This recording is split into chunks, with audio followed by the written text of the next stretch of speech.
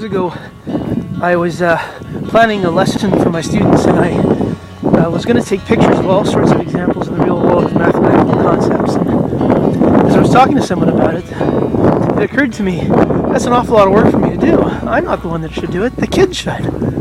Another time I was planning an activity that had them learning something about place, geographically located stuff on a Google map, and they were going to click on a pen and discover a video and a link to some other resources and some text and maybe an embedded image. And then I kind of said, well, no, I should do that. The kids should do that.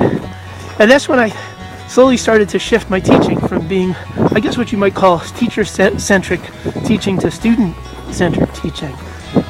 I guess the major shift for me was when I started thinking about it this way, or rather when I refused to accept responsibility for students' learning, because that's really where I was at.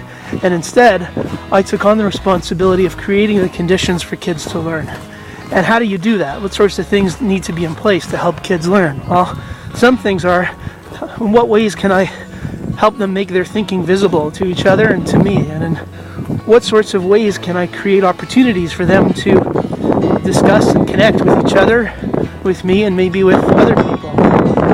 Those are some of the things I think that are central to me. Teacher-centric to student-centric learning. I struggle with that. I think it's really hard. I think everybody comes up with their own way of figuring that out. Now I'm really curious, what are you struggling with, or are you? I mean, what sorts of things do you do to make your teaching more student-centric rather than teacher-centric? Are there any tips or tools of the trade that have worked for you?